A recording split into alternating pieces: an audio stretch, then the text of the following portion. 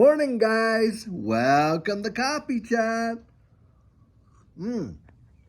Wow, delicious. I'll tell you what, your body just wakes up and ooh, I gotta have that first cup of coffee. That's for sure. Guys, I'll tell you what, boy, is this week gearing up. It's Monday morning and already, boom, major articles out there. And two of the articles that I was reading today bear heavy on this whole XRP SEC lawsuit. And they got them out there saying that, hey, Ripple and the SEC are literally on the brink of settlement. Now, we got a couple of heavy hitters that are literally adding their 2 cents to this whole mix. Linda P. Jones and Jeremy Hogan, and both of them coming at it from a little bit of a different tact, but coming to the same conclusion. And guys, it is really massive and one that we definitely want to be aware of. So Linda P. Jones is out there saying, hey, listen, the way it is right now, that Ripple can practically write their own ticket when it comes to settlement. And why is that?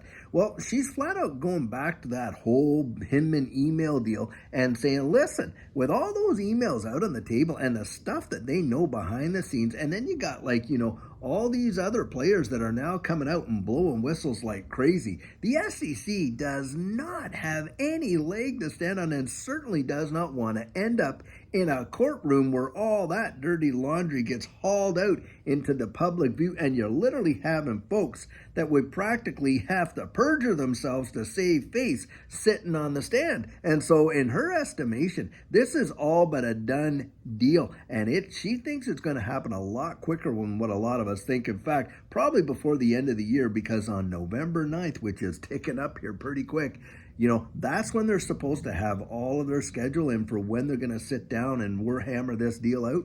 But it's her belief that, hey, it's not going to be this $700 and some million penalty or anything like that, but it's going to be something way, way, way, way lower than that. Now, Jeremy Hogan comes out, and this is what he says. Wow. So Jeremy Hogan's out there saying, listen, it's game over already. The chances of the SEC prevailing in any way are less than 14%. In fact, he was saying that in terms of going through and following, that look, there are maybe only about a little over 2% chance, and he was doing all the math and everything like that and stuff. And he's saying it's game over. They literally have surrendered. They've absolutely capitulated. This dropping the case against Brad Garlinghouse and Chris Larson is absolutely telltale, because the deal is this, guys.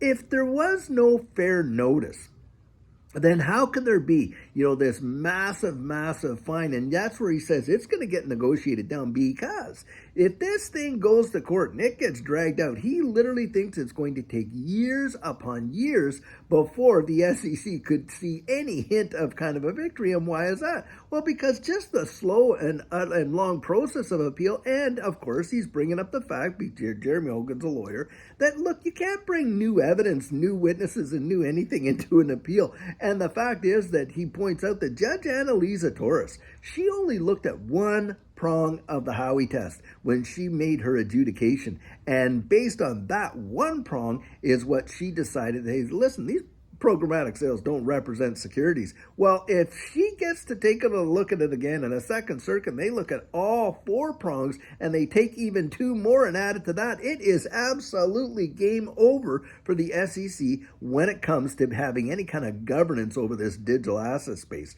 And so therefore, he's like, it's done. It's a done deal. Because if Chris Larson and Brad Garlinghouse, they didn't know, and they dropped the case against them, then how on earth did Ripple, the company, know? Because it doesn't have a mind of its own, right? It's its executives that literally run the corporation, right? And so therefore, it's kind of like a trickle-down effect, and the whole thing is done. Now, guys, I'm telling you what, the day that we see a settlement come out in the news where it is now inked and, penned in there and signed off and blah, blah, blah, I'm telling you what, you are watching a situation right now where there's a lot of favor coming into Ripple's court from a lot of these, American institutions. And you literally had Bank of America come out there and say, listen, we are right ready to utilize Ripple's on-demand liquidity, which is now Ripple Pay or something like that. But needless to say, in order to do our cross-border payments, dropping the price of those services way, way down, of course. And guess what, guys? You see one domino fall while they all go start tinking down like that, don't they? And that's what's coming down the road. And the institutional adoption, boom, it is going to be major, I'll tell you what. I mean, you are watching an ecosystem that just the fundamentals, the powerhouse that it genuinely is. Do you realize that Ripple as a unicorn, meaning that it's not even IPO'd, is valuation into the multiple tens of billions of dollars? That is truly mesmerizing for a non-public company. But hey, they IPO, they get that, settlement off the table. And I believe settlement has to happen before they IPO. But they get that off the table. They IPO. It is going to be bang. Just amazing. And hey, if you're able to get in and get on some private equity, that, is something to think about. Of course, calculate your own risk and make your own decisions. Obviously, not financial advice. But listen, you see that happen. And you watch this ecosystem get the adoption that we see coming down the road already. I mean, you're talking major, big time hedge funds, pension funds, you name it, a lot of them that can't touch this space because of their fiduciary responsibility. You're going to watch ETFs, not just for Bitcoin, but for XRP get out there on the market and stuff like that. And I'm telling you, it is going to send this space into the outer atmosphere. It is truly going to be mesmerizing. And why do I believe that? Well, guys, it's because the implementation of the future economy that we're looking at, and we're talking about innovation, from a technological standpoint alone, the world is evolving. Let's be honest. You can see it happening. And the employment of all of this distributed ledger technology, it is a real deal. Now, having said that, listen, one of the very first things that Judy and I, of course, employed when it came to our investment strategy in this space was real world utility. We didn't want to get into anything that did not have a real world utility, something genuinely happened in the real world right now today. Because, of course, as you know, a lot of them in this space, it's all speculation, no application, but not when it comes to XRP and the XRP ledger. In fact, it is more application, and of course, speculation is coming off of that. But boy, I'll tell you what, do we have some amazing things going on. And you talk about, look, Linda P. Jones, she has been around the block big time in this space and knows her stuff. And Jeremy Hogan, the guy is absolutely amazing. I mean, we're not talking about slouches here that are just kind of throwing out their, their fluff. No, they have examined and watched this space, and they've made some really amazing observations. And Jeremy Hogan, God bless him, because he surely helped a lot of us digest and interpret what was going on over the past year and a half with this whole lawsuit.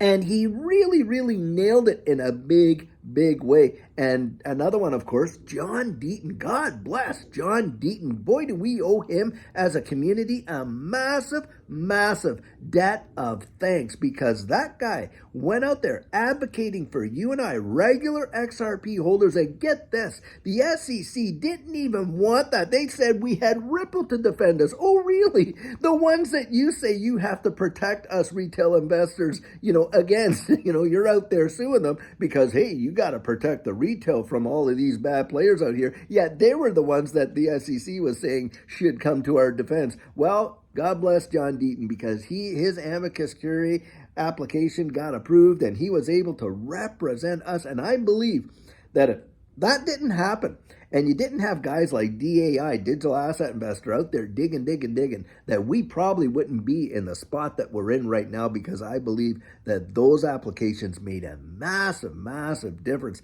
especially when you look at those amicus briefs that were filed by all the different companies in support of Ripple, in that case, saying, listen, we're not depending on the efforts of Ripple to see our profit lines go up. We're using this XRP ecosystem and the XRP ledger and the digital asset XRP without even thinking about these guys and that kind of stuff.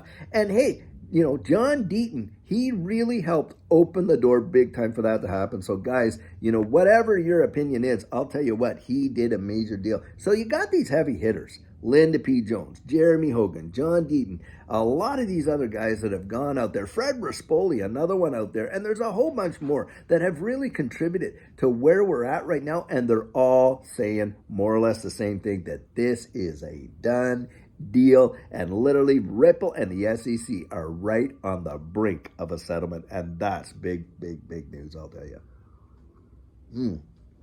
Well, guys, I sure hope that you had an absolutely amazing weekend. And boy, this week is holding some serious promise. Wow, the markets are really showing some strength, I'll tell you what, in light of what's going on. But didn't we say that that's what would happen when we're seeing all this in the wide world? You're watching the DXYs and a tumble over, and it's this space. Look, Larry Fink himself coming out here saying, hey, this space represents a safe haven of assets. I'll tell you, that is a big, major deal as well. So anyway, guys, I sure hope you're having a fantastic start to your week. And until later on today, when we have a fantastic video for you, have a great one and take care.